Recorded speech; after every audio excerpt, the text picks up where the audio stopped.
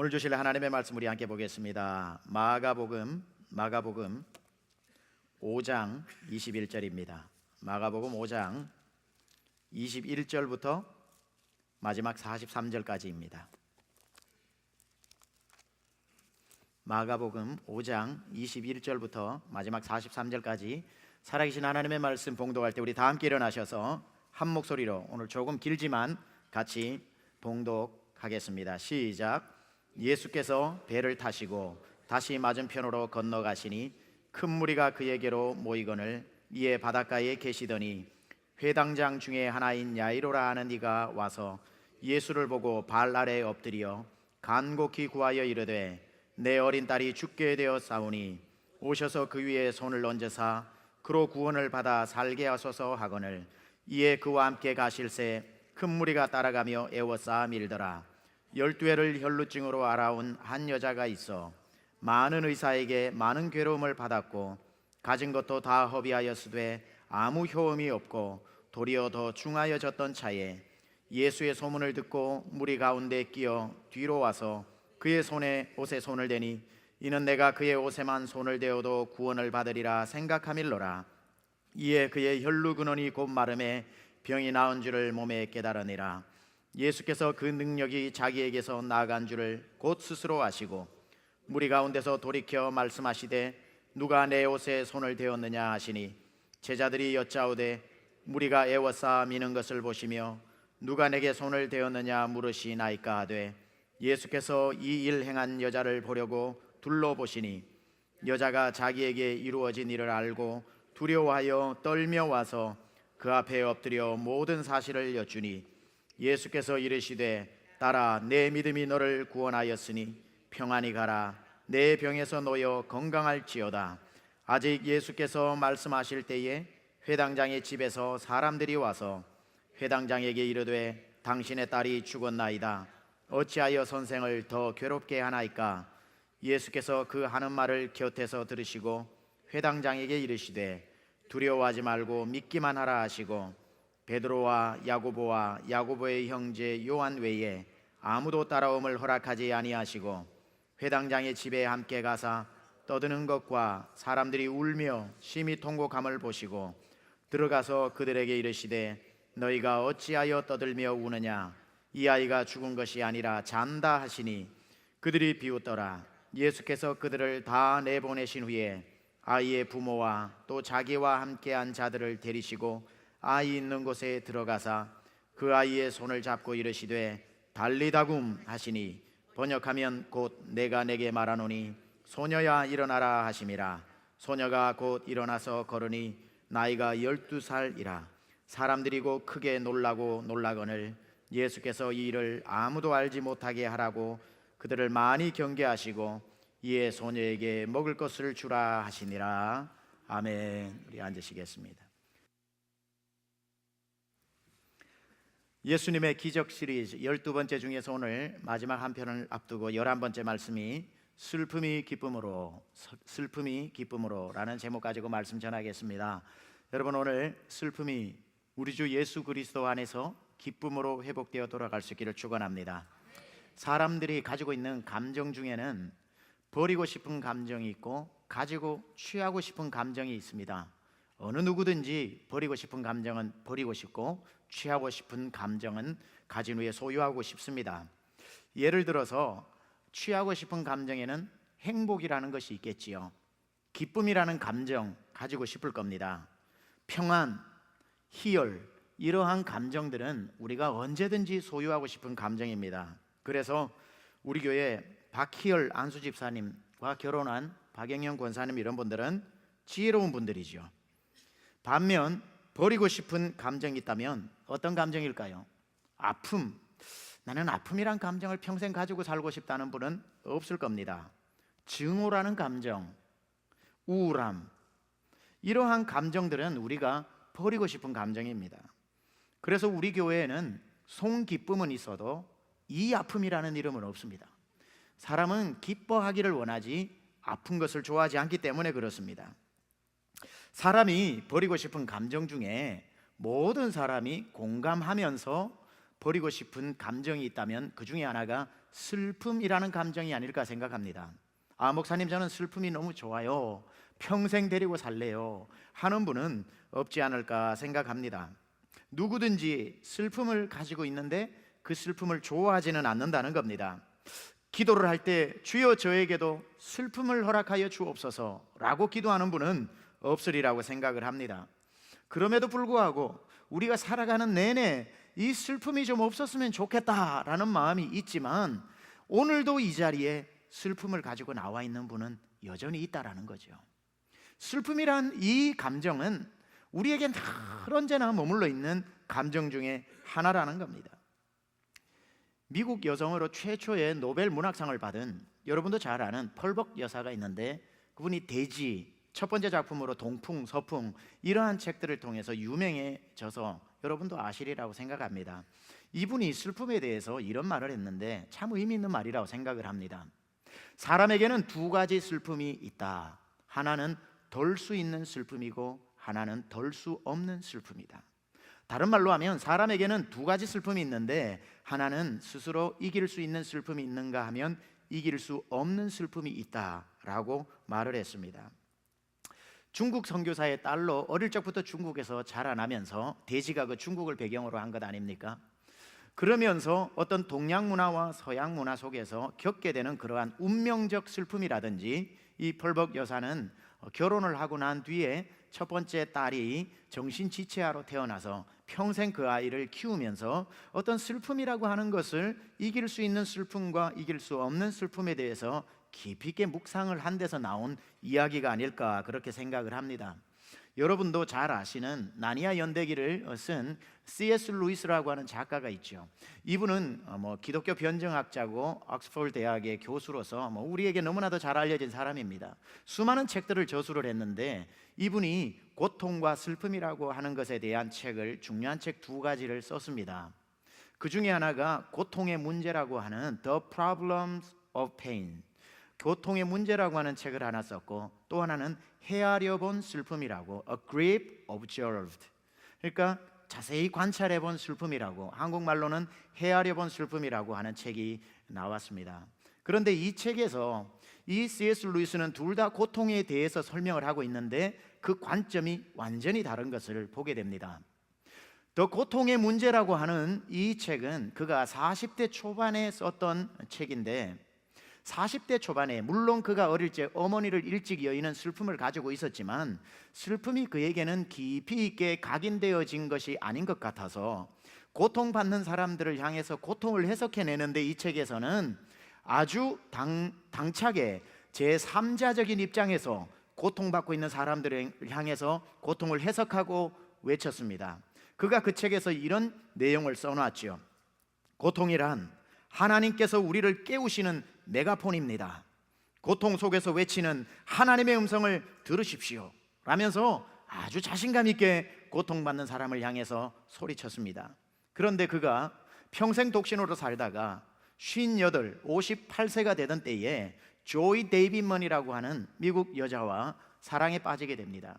그리고는 결혼을 하기로 작정을 하게 됐죠. 여러 가지 이유들이 있었지만, 그런데 결혼을 하려고 하는 그 당시 이 조이라고 하는 배우자는 골수암 환자였고 둘은 병원에서 결혼식을 하게 됩니다. 결혼식을 하고 난 뒤부터 이 C.S. 루이스는 자기의 사랑하는 여인이 4년 동안 암투병을 하면서 하루하루 건강해져 가는 것이 아니라 하루하루 죽어가는 그 슬픔을 지켜보면서 쓴 글이 헤아려 본 슬픔이라는 겁니다. 이제 40대 초반에 삼자적 입장에서 고통을 외쳤던 이 C.S. 루이스는 그 참을 수 없는 고통이 자기의 것이 됨으로 말미암아 그 책에서는 고통스러움을 이렇게 표현해 내었습니다. 그런데 하나님은 과연 어디 계시는가?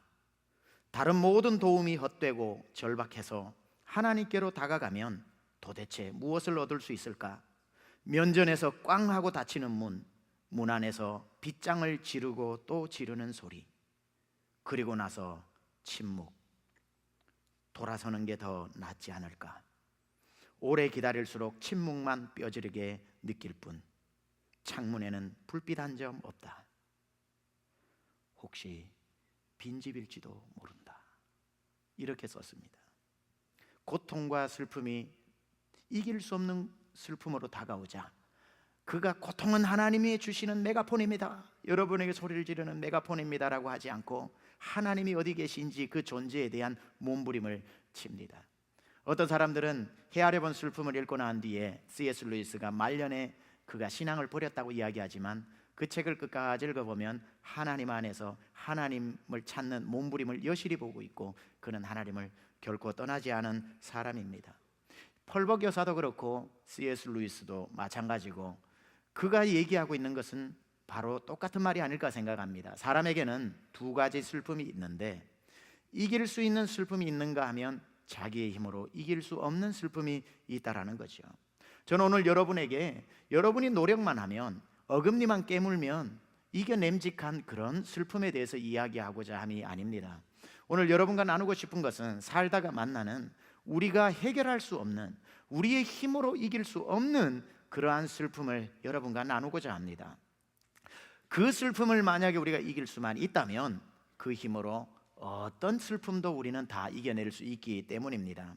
자, 그렇다면 우리가 말하는 이길 수 없는 슬픔이란 도대체 어떤 종류의 슬픔을 말하는 것일까? 여러분, 문학가이면서 문학평론가이고 교수이기도 하면서 우리 전 문화부 장관을 지내셨던 이어령 교수님을 잘 알 겁니다. 이어령 교수님이 쓴 글 중에 하나의 나뭇잎이 흔들릴 때라는 글에 그분이 슬픔을 이렇게 표현을 해놨습니다. 이유 없는 슬픔이라는 게 있다.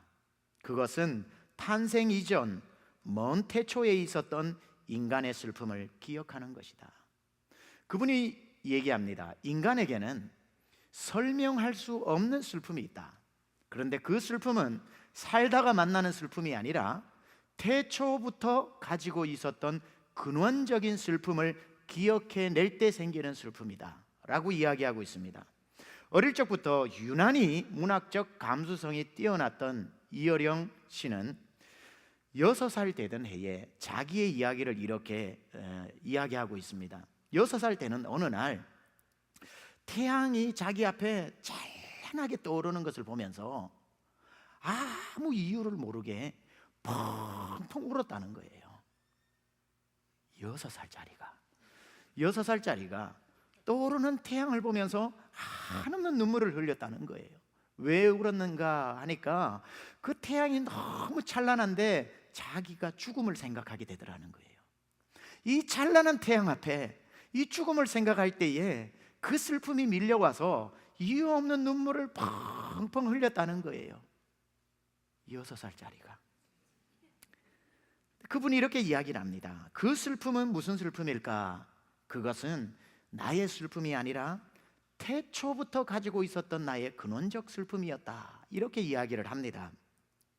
이분이 70이 넘어서 드디어 무신론자로 평생 살아오다가 지성에서 영성으로라는 책을 쓰면서 예수 그리스도를 만나서 크리스찬이 됩니다.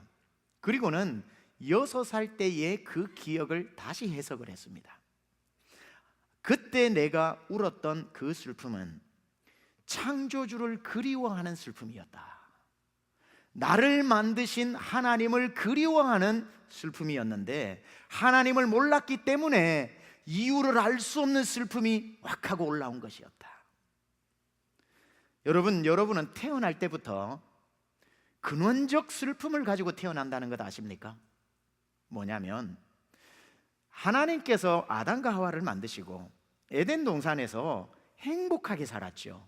그곳에서 존재하는 감정이라고는 행복, 기쁨, 희열, 충만, 감사였습니다. 그런데 죄로 말미암아 아담과 하와가 에덴 동산에서 쫓겨났을 때에 하나님과 분리되어지면서 에덴 동산을 등지고 세상으로 나아갈 때에 그때에 생긴 감정이 슬픔이라는 감정이고 그 슬픔이라는 감정은 하나님과 헤어지는 것에서 오는 감정이었고 그 헤어진 상태에서 태어나는 우리 모든 인간은 태어날 때부터 하나님과 단절되어졌다라고 하는 그 슬픔의 감정을 안고 태어난다는 거죠. 이것은 철학자 키에르케고르가 불안의 개념이라고 하는 책에서도 동일하게 묘사를 하고 있는 내용입니다. 사람은 태어날 때부터 하나님과 분리되어져 있기 때문에 그 고향인 에덴 동산을 돌아가고 싶어 하는 근원적 슬픔을 가지고 태어난다는 것이고, 이것을 문득 느끼게 된 이어령 6살짜리 아이는 눈물을 왈칵 쏟아낸 것입니다. 우리가 이 모든 이야기를 가지고 슬픔을 한번 정리해 보자면, 우리에게는 이길 수 없는 슬픔이 있는데, 그 슬픔은 살다가 만나는 한두 가지의 슬픔이 아니라 태어나면서부터, 인간이라는 이름으로 태어나면서부터 원죄를 가지고 태어나 하나님과 분리된 상태에 있음으로 말미암아 느끼게 되는, 우리의 힘으로는 절대로 해결할 수 없는, 우리의 노력으로는 절대로 이 슬픔을 기쁨으로 바꿀 수 없는 근원적 슬픔을 가지고 태어난 존재가 바로 저와 여러분이라는 겁니다. 우리가 이 근원적 슬픔을 해결하지 않는 이상 우리는 사는 날 내내 이유 없는 슬픔 속에서 살아가게 되는 겁니다. 이 왠지 모를 허전함, 왠지 모를 불안함을 해결해 보려고 열심히 일을 하고 10,000불짜리 집을 사서 살게 되어도 첫날은 기쁜데 조금 살다 보면 내 마음이 허전한 것은, 그 10,000,000불짜리 집이 하나님을 잃어버린 그 슬픔을 바꿀 수 없다는 거지요.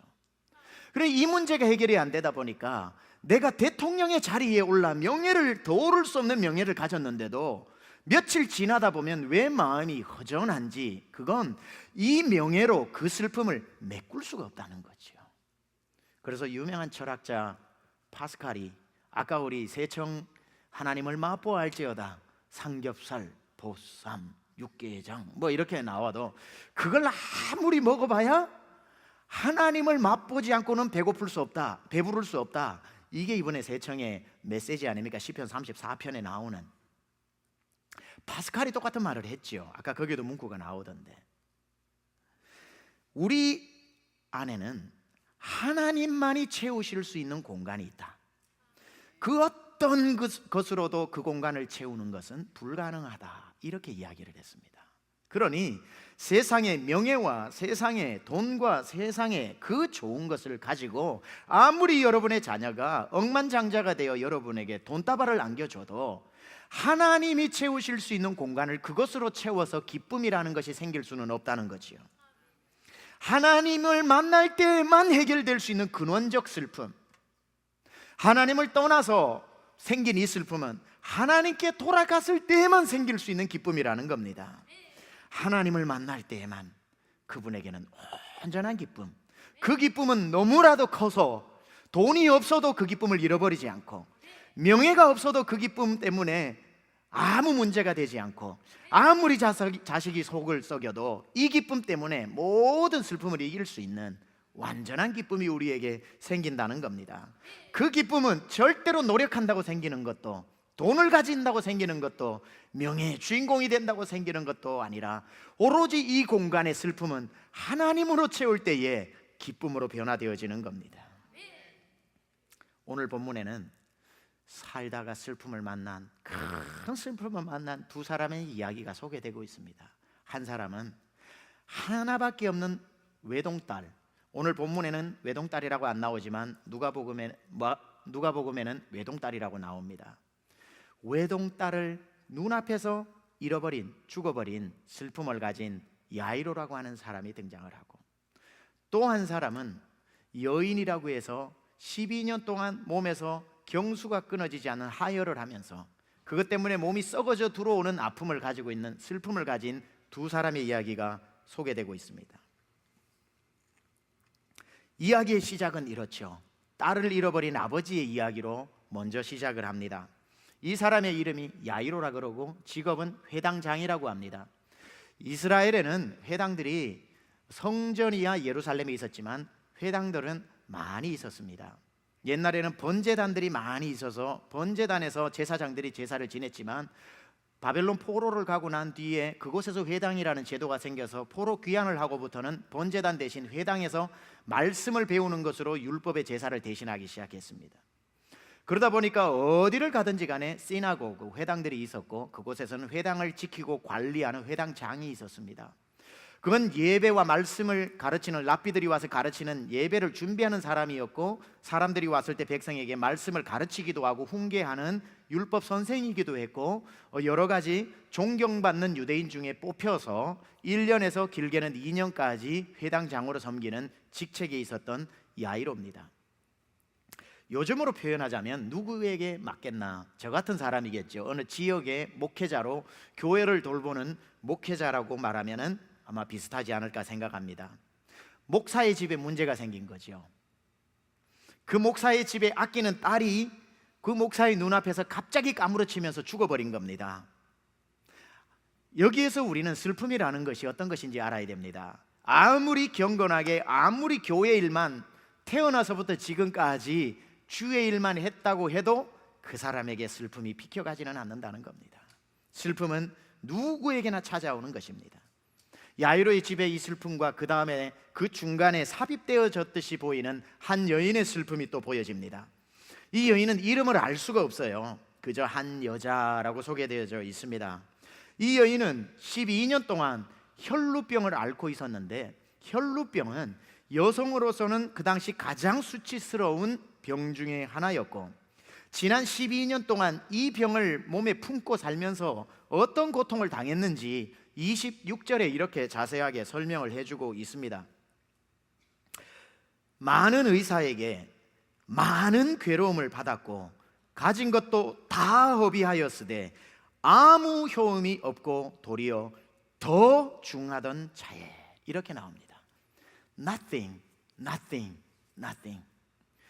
의사에게 가도 고칠 수 있는 사람이 없었고, 누가 용하다고 그래서 찾아가 보면 돌팔이라서 그 부끄러운 치부를 드러내면서 진단을 받는데 성희롱이나 당하고, 누군가는 돈을 주면은 내가 무당 구슬해서라도 고쳐주겠다고 해서 전 재산 다 팔아서 줬는데도 돈만 띄고 낫는 것이 없어서 몸도 더 만신창이가 되고, 수치란 수치는 다 짊어지고 자기 집에 가지고 있는 건 다 잃어버린, 아무것도 없는 12년 동안 온갖 수모를 가져서 아무것도 가진 게 없고 가진 것이라고는 수치심밖에 없는 이 여인의 이야기가 등장을 합니다. 살 길이 막막한 여인이지요.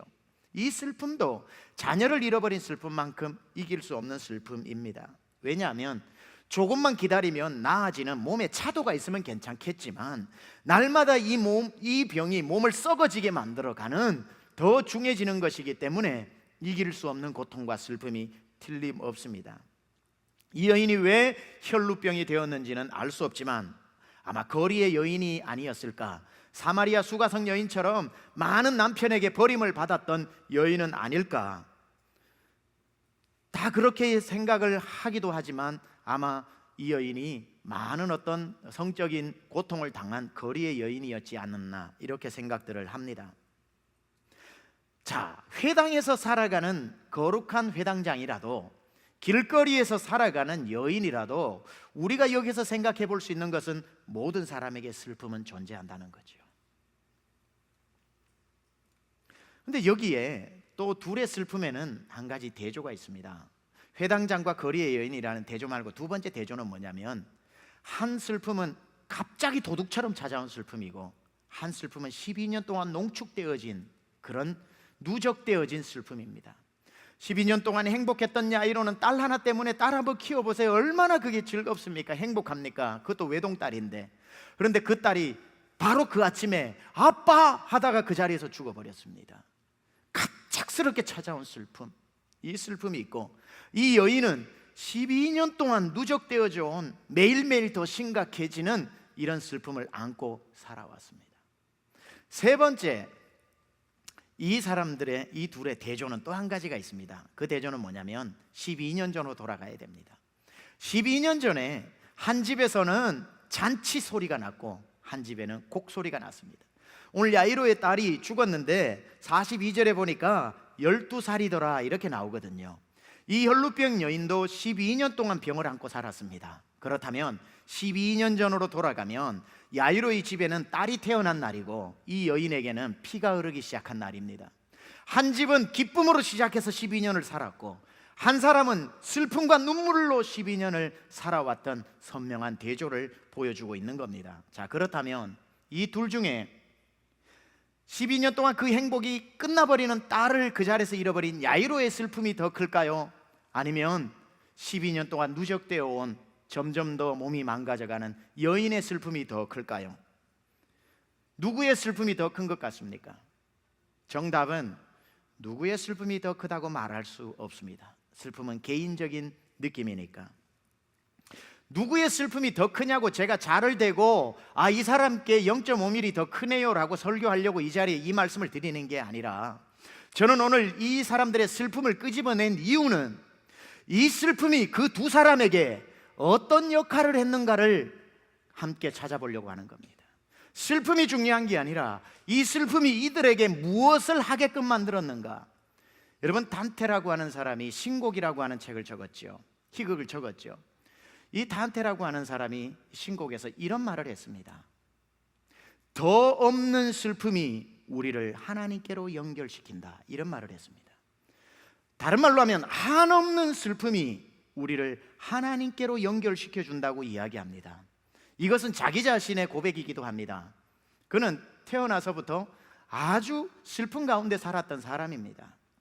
사랑했던 여인과 살지 못했던 어떤 시련의 아픔이라든지, 또는 자기가 태어난 고국에 살지 못하는 망명 생활을 했다든지, 이 단테의 마지막 죽음은 말라리아 병을 얻어서 죽게 되어졌던, 돌아보면 단테의 삶이라고 하는 것은 전체가 슬픔의 연속이었다고 할 수 있습니다.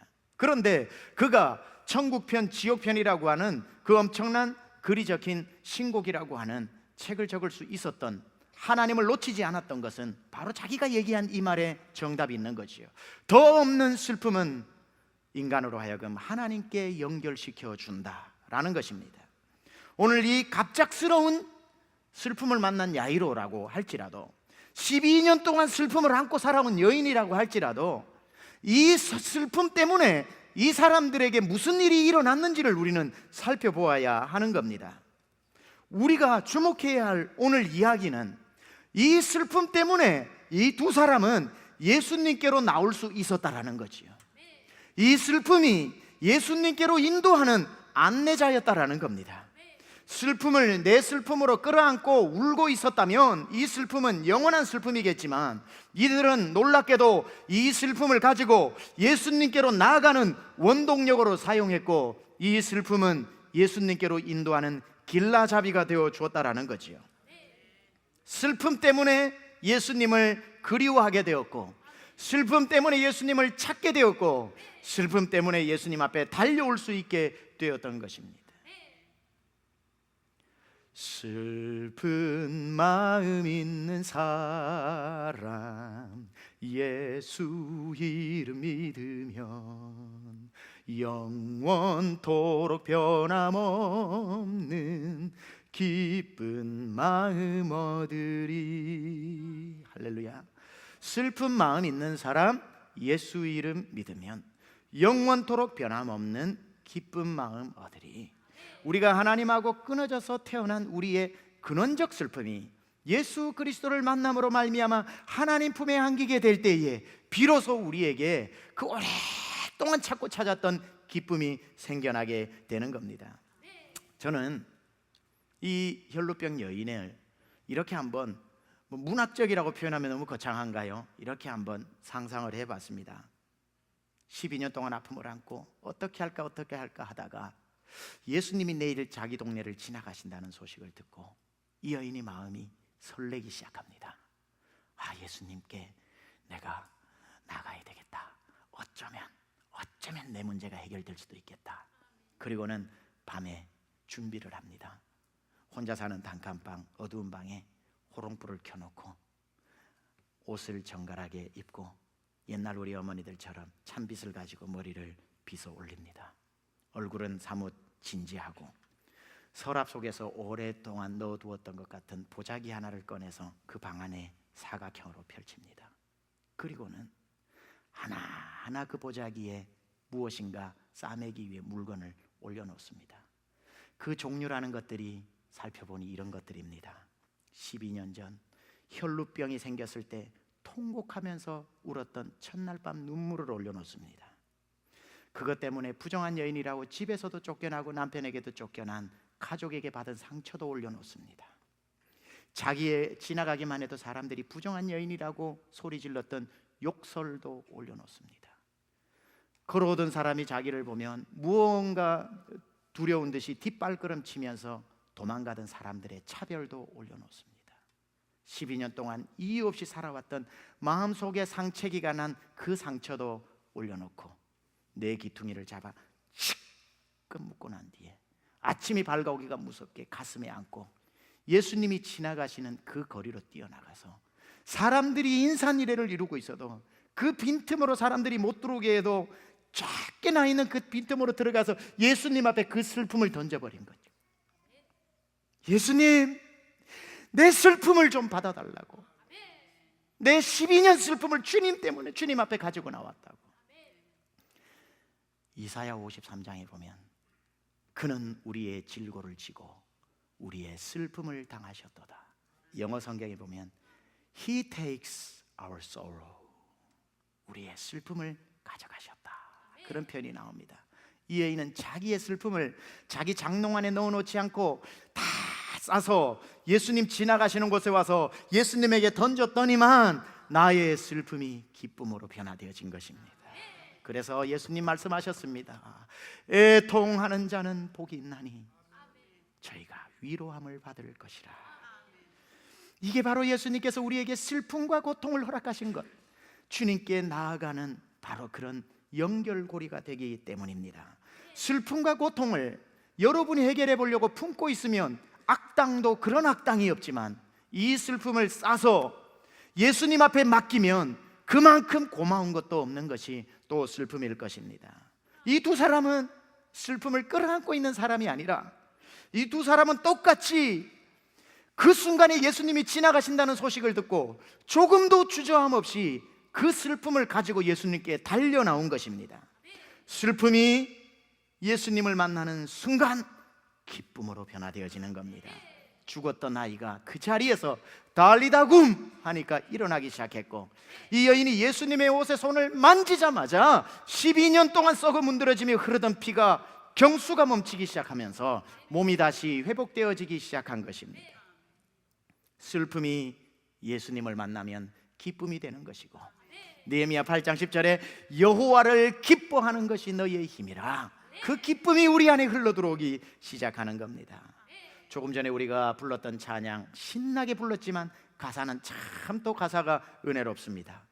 나의 슬픔을 주가 기쁨으로 변화시키셨네. 잠잠할 수 없네. 기뻐 춤추며 찬양해. 상처뿐인 내 영혼 위로해 주셨네. 고통 중에 있을 때 주님 평안 주셨네. 주 사랑이 어둠을 이김을 나는 느끼네. 여러분, 슬픔이 예수님을 만날 때 느끼는 이 기쁨은 세상이 줄 수 없는 기쁨입니다. 이 기쁨은 그 어떤 것으로도 줄 수 없어요. 사랑하는 사람이 여러분이 프로포즈를 했는데 그래요 하고 사귄다고 했을 때 청년들 기쁘죠? 그때의 그 기쁨이 주님을 만날 때의 기쁨을 대체할 수 없어요. 주님을 만나는 이 기쁨, 근원적인 기쁨은 예수님만 만날 때. 성 어거스틴이 기독교에서는 교부로서 모든 우리가 존경하는 초대 교부죠. 성 어거스틴은 어렸을 적부터 큰 절대자를 찾는 그러한 탐구심이 많았던 사람입니다. 그걸 어디에서 해결을 하려고 했냐면 젊어서는 성적인 탐닉으로, 성적인 문란한 생활을 통해서 마음이 너무 허전하니까 그걸 채워보려고 탐닉을 했는데 기쁨이 없었던 겁니다. 채워지지가 않는 거예요. 그 다음에 그 당시에 유행했던 마니교라고 하는 곳에 가서 그 종교의 심취를 해보지만 이게 채워지지가 않는 거예요. 그의 어머니의 끝없는 기도로 말미암아 어느 날 이 어거스틴이 하나님께로 돌이키게 되면서 회심을 하게 됩니다. 그때 성 어거스틴이 뭐라고 얘기했냐면, 내가 하나님께로 돌아와 하나님 품에 안겼을 때 비로소 내가 지금까지 무엇을 찾았는지를 알게 되었다. 중요한 말입니다. 여러분이 명예를 가지고 싶고 돈을 가지고 싶고 뭐 여러 가지를 가지고 싶어서 나에게 끊임없는 욕망이 올라오는 것은 그게 필요해서가 아니라 진짜 채워져야 될 것이 채워지지 않아서 다른 것으로부터 해소하려고 하는 그런 욕망들이 올라오는 것이지, 진짜로 주님 품에 안겨서 주님 한 분만으로 만족하게 되면 다른 것은 있으면 좋고 없어도 괜찮고 우리 주님 안에서 절대적인 만족이 이루어지게 되는 것입니다. 여러분이 하나님께로 온전히 돌아가지 않는 이상, 요즘 불만이 많으세요? 왜 짜증이 자꾸 나오세요? 가볍게 얘기해도 되는데 아이들에게 지나치게 화를 내는 자기 자신을 보면서 또 밤에 마음에 자기 스스로에게 안 좋아가지고 그렇게 디프레션이 되세요? 그건 그 자녀의 문제, 가정의 문제가 아니라 여러분이 주님 안으로 깊이 들어가지 않았기 때문에 그분에게서 솟아나는 그 영생하는 기쁨의 샘물을 맛보고 살지 않기 때문에 엉뚱한 데서 내 화가 폭발되어지는 것입니다. 주님을 만날 때에 그 배에서 생수의 강이 흘러나오는 그 joy가 overflowing 우리에게서 흘러나오게 되는 것이지요. 제가 꽤 한 2, 3년 전 된 것 같아요. 제가 좋은 생각이라고 하는 매달 나오는 그 잡지를 받아봤습니다. 이 중에서도 뭐 보시는 분들 계시리라고 생각합니다. 좋은 생각에 보니까 글이 매일매일 하나씩 좋은 글이 올라오잖아요. 그 글에 보니까 어머니에게 드리는 편지라고 하는 내용이 있었습니다. 그 어머니에게 드리는 편지 내용을 좀 설명하자면, 그 책에 나오는 대로 설명하자면 이렇습니다. 그 영아라고 하는 그 한 여자아이가 아주 시골에서 자랐습니다. 그걸 자기가 쭉 엄마한테 편지를 쓰는 거예요. 아주 시골에서 컸는데 중학교가 지나고 고등학교 1학년이 되니까 엄마가, 시골에서 사는 엄마가 너무너무 구질구질하고 집이 너무너무 싫고 빨리 어딘가 떠나고 싶어서 아무 얘기도 하지 않고 가출을 한 거예요. 가출을 해서 이리 떠돌고 저리 떠돌면서 이제 무슨 고등학교 여자아이가 밖에 나가서 제대로 살겠습니까? 그렇게 어렵게 살다가 집으로 돌아가면 되는데 엄마가 너무 보고 싶어도 자기가 나온 것 때문에 미안해서 그런지 집으로 돌아가지 않고 이제 성년이 됩니다. 이제 직장을 잡고 일을 하기 시작하면서도 집으로 돌아가지 않고 결혼을 하게 됩니다. 결혼을 하고 애를 놓고 보니까 그 부모 마음이 느껴지면서 피눈물을 흘리면서 엄마가 보고 싶은 거예요.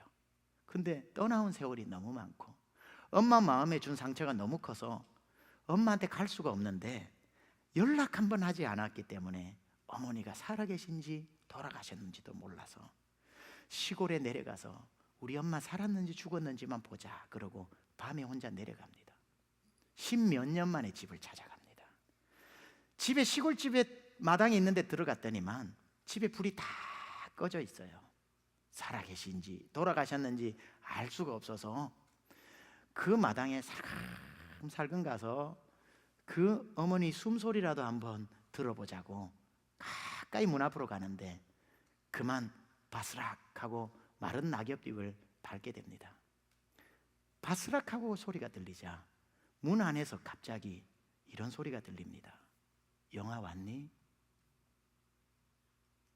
영아니?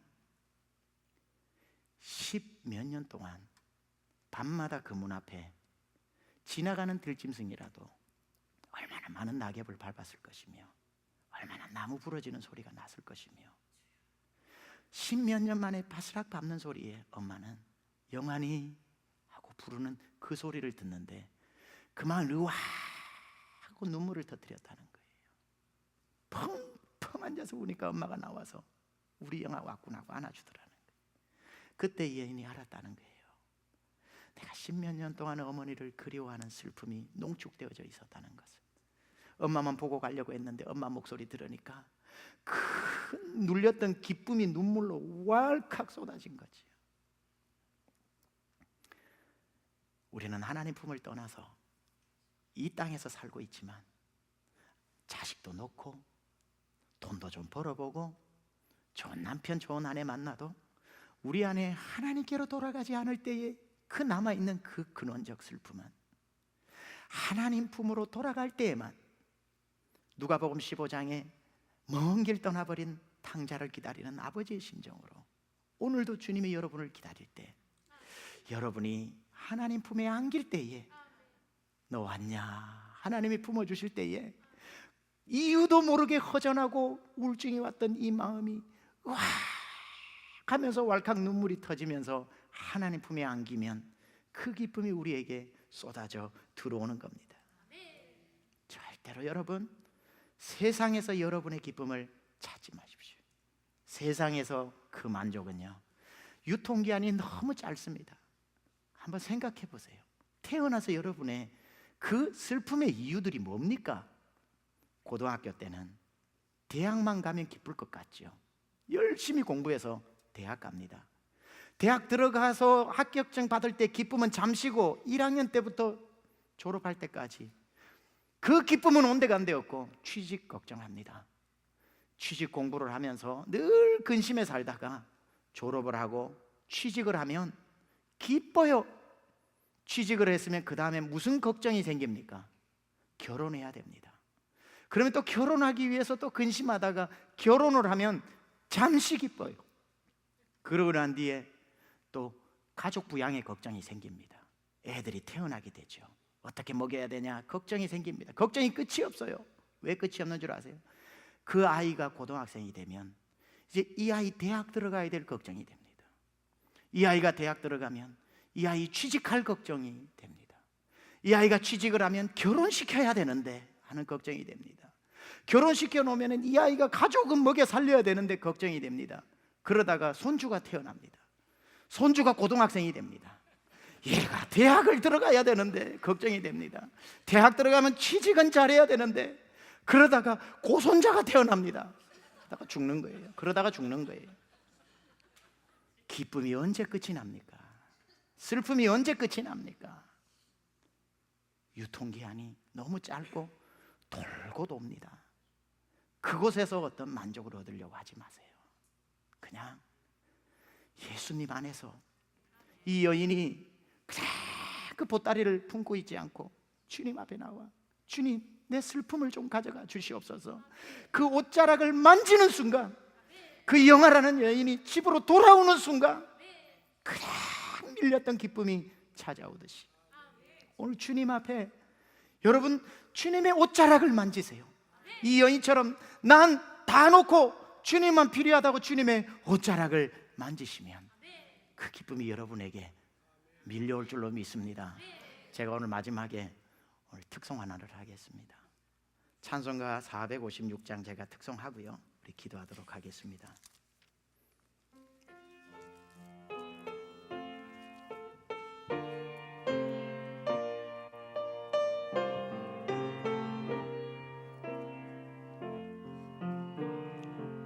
거친 세상에서 실패하거든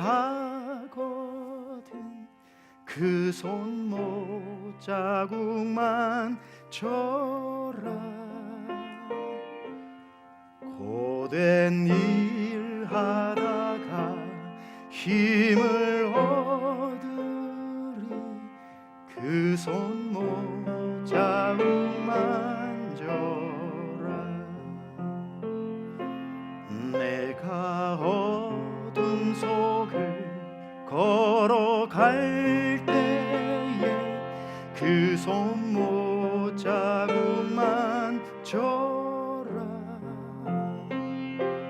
주가 참 평안을 내게 주시리 그 손목 자국만 줘라. 그 손목 자국만 줘라. 그 손목 자국만 줘라. 주가 널 지키며 인도하시리 그 손목 자국만 줘라.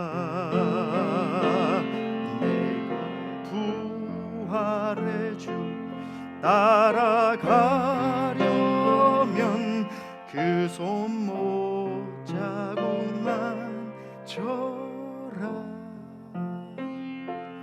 내가 주 안에서 길이 살리라. 그 손 못자국만 줘라.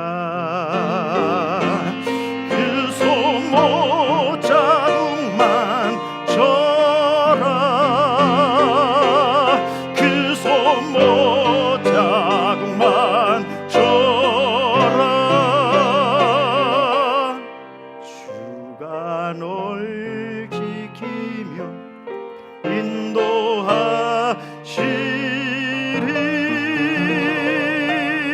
인도하시리. 그 손목 자국만 줘라.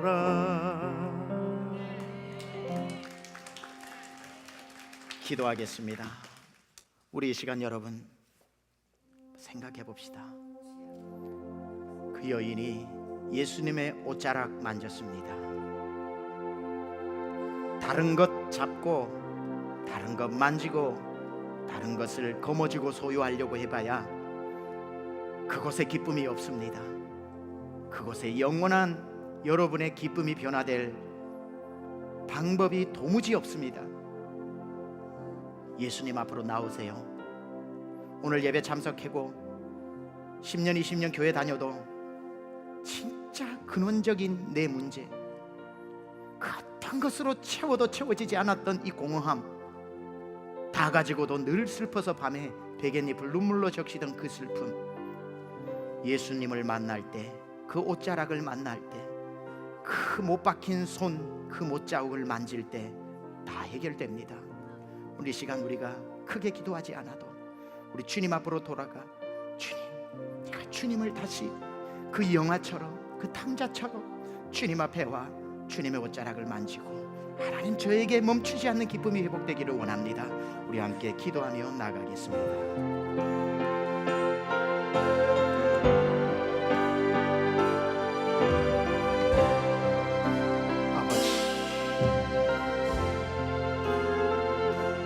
오 주여 아버지, 우리가 주님께로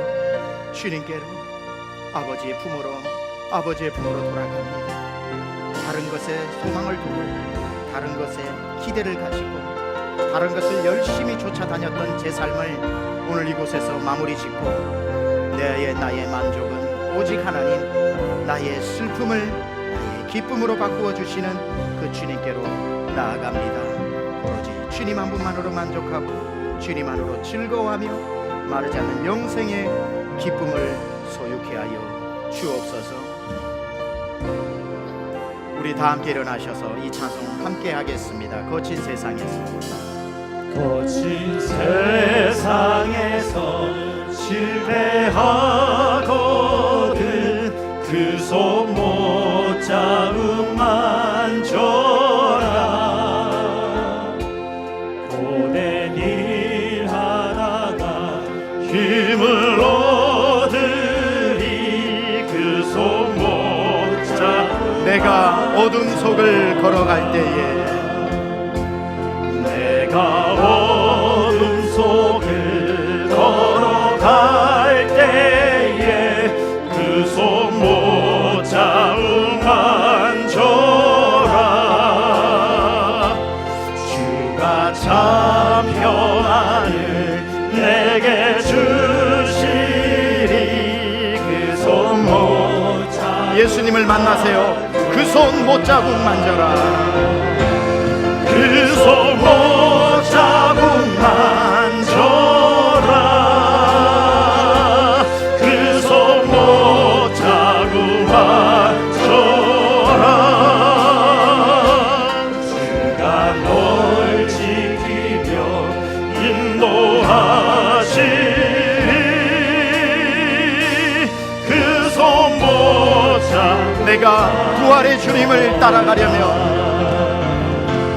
내가 부활의 주 따라가려면 그 손 못자국만 줘라. 내가 주 안에서 길이 살리라. 그 손 못자국만 줘라. 그 손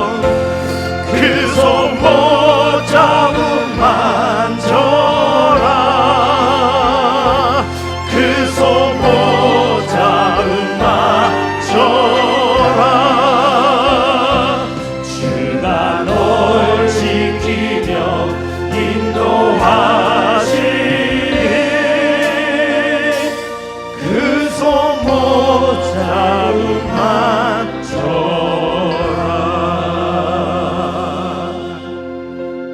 하나님 아버지, 우리가 오늘 예배를 통해서 다시 한번 우리가 바라보고 우리가 소유해야 할 그분이 누구신지를 다시 한번 깨달았습니다. 아 주님, 그래서 제게 자꾸 슬픔이 또 밀려왔고, 그래서 저에게 많이 가졌는데도 공허함이 있었고, 별 탈 없는 것 같은데도 문득문득 두려워지는 것은 제가 온전히 주님 안으로 들어가지 않았기 때문임을 알았습니다. 이제 세상 등지고 십자가 보고 예수님의 옷자락을 붙잡고 나의 불안도 근심도 염려도 다 주님께 맡기고, He takes our sorrow, 우리의 슬픔을 가져가신 주님, 오늘 주님만 바라보고 주님 한 분만으로 만족하며 주님이 가시는 길을 나도 가고, 주님이 멈추시는 곳에 나도 멈추고, 주님이 죽으시는 곳에 나도 죽어 내가 죽는 일 위해 하나님을 떠나고 주님을 떠나지 않는, 그리하여 영원토록 천국에서 주님과 동행하는, 오늘도 우리에게 날마다 새롭게 주시는 그 기쁨을 소유하며 살아가는 우리 모든 복된 세미한 식구 다 되게 하여 주옵소서. 첫 발걸음한 성도들 발걸음을 복되게 하시사 이전에서 주시는 하나님의 은혜와 복을 살아가는 동안 누리게 하여 주옵소서. 이제는 우리 주 예수 그리스도의 은혜와 하나님 아버지의 놀라우신 사랑하심과 성령님의 감화감동 내주 교통 역사하심이 예수로 나의 구주 삼고 모든 기쁨의 이유를 삼고 주님 한 분만 바라보고 삶에 승리하기로 다짐하고 은혜 받고 돌아가는 사랑하는 심령들 머리머리 위에 지금부터 영원토록 함께 하옵시기를 간절히 축원하옵나이다. 아멘.